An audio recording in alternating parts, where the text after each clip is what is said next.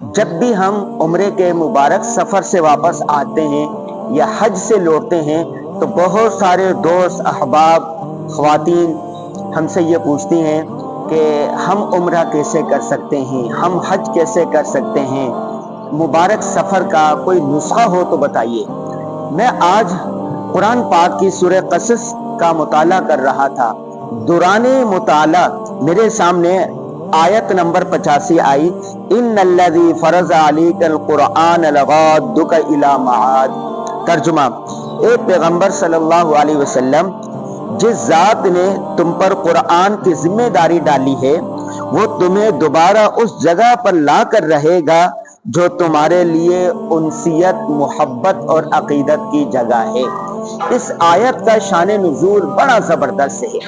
اس آیت کا شان نزول یہ ہے کہ جس وقت کفار مکہ نے آپ صلی اللہ علیہ وسلم کو مکہ سے مدینہ کی طرف ہجرت کرنے پر مجبور کر دیا، آپ صلی اللہ علیہ وسلم غار ثور تشریف لے گئے اور وہاں سے پھر ایک راستے سے ہوتے ہوئے، غیر معروف راستے سے ہوتے ہوئے مدینہ کی طرف اس جگہ پر پہنچے جہاں سے مکہ کا راستہ مدینہ سے الگ ہوتا ہے، تو رسول اللہ صلی اللہ علیہ وسلم کو فطری طور پر اپنا وطن، اپنا شہر، اپنا مکہ یاد آنے لگا اور آپ صلی اللہ علیہ وسلم قدرے غمگین سے ہوئے وطن کے لیے۔ تو اس وقت یہ آیت نازل ہوئی اور اس میں تسلی دی گئی کہ اللہ تبارک و تعالی آپ کو دوبارہ ضرور مکہ لوٹائے گا اور مکہ میں آپ فاتح بن کر داخل ہوں گے۔ چنانچہ 8 سال کے بعد رسول اللہ صلی اللہ علیہ وسلم فاتح بن کر مکہ میں داخل ہوئے۔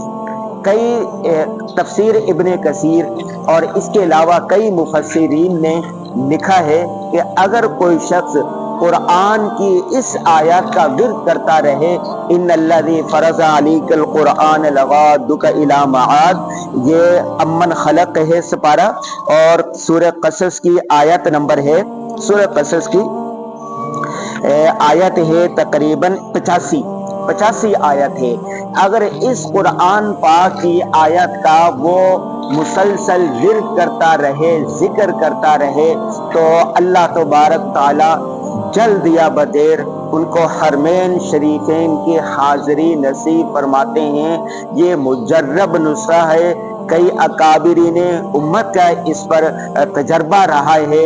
ہمارے ایک استاد سے انہوں نے بھی یہ بتایا کہ وہ غریب تھے، جانے کا کوئی سبب نہیں تھا، جب اس آیت کی تفسیر میں انہوں نے یہ پڑھا اور اس آیت کا انہوں نے ورد شروع کر دیا، وظیفہ شروع کر دیا کہ 1 سال کے اندر اندر وہ حرمین شریفین کے سفر پر روانہ ہو گئے۔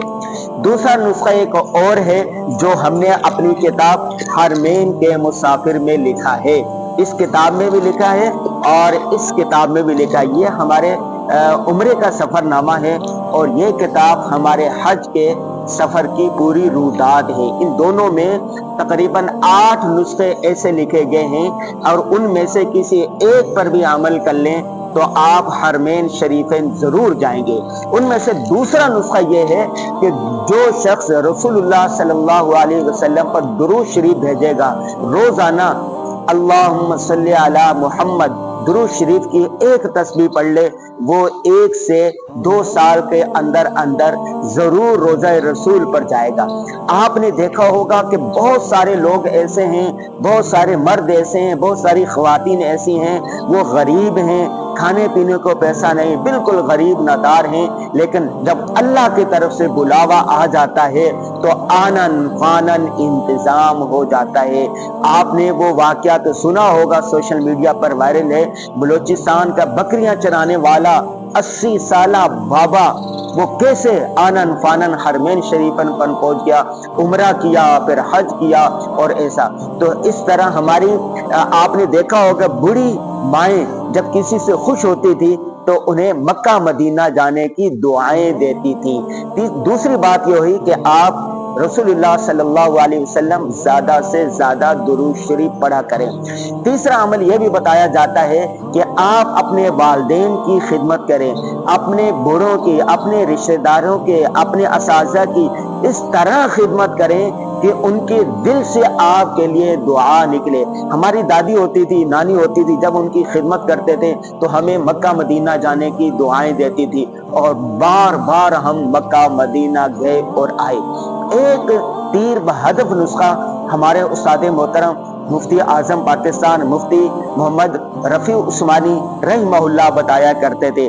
انہوں نے ہمیں صحیح مسلم کے درس میں بتایا کہ جب وہ چھوٹے تھے تو وہ حج کرنا چاہتے تھے، لیکن ان کے پاس پیسے نہیں تھے حج کے لیے۔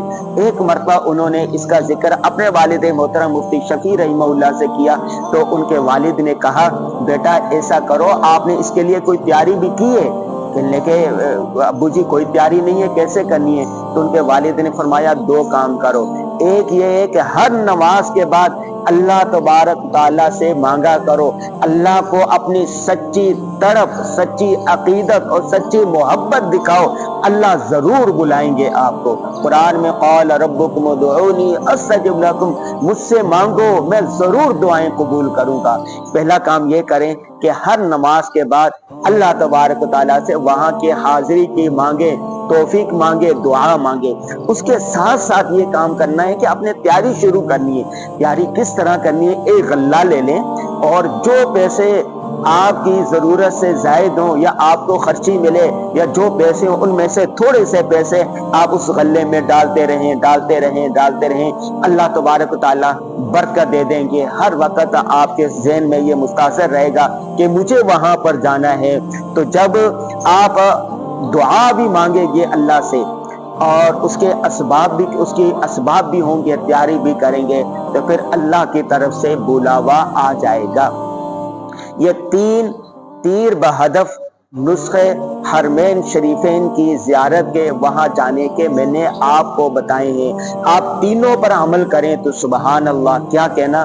اس کا خلاصہ میں یہ کہتا ہوں، سورہ قصص کی آیت نمبر 85، ان الذی فرض علیک القرآن لغادک معاد، اس کا ورد کریں، تسبیح کریں۔ نمبر 2، درود شریف کی تسبیح پڑھا کریں مسلسل۔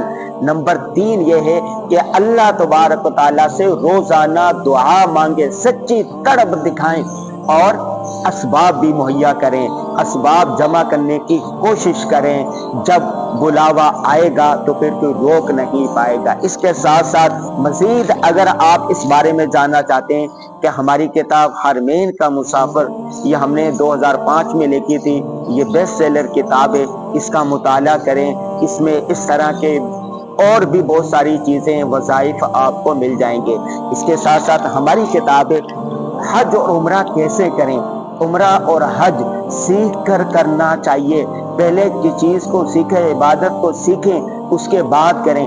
یہ کتاب آپ کی انگلی پکڑ کر قدم بقدم آپ کو سکھائے گی کہ روزہ رسول پر آپ نے حاضری کیسے دینی ہے، آپ نے عمرہ کیسے کرنا ہے، آپ نے حرمین شریفین میں اپنا وقت قیمتی کیسے بنانا ہے۔ یہ ساری کتاب آپ کو رہنمائی کرے گی۔ میری دلی دعا ہے کہ آپ سب، جن خواتین نے، جن بہنوں نے، جن بیٹیوں نے، جن بیٹوں نے، جن دوستوں نے عمرے کے لیے کہا ہے، اللہ تبارک و تعالیٰ تمام مسلمانوں کو، سب کو کم از کم ایک مرتبہ اپنے گھر کا دیدار ضرور کروائیں۔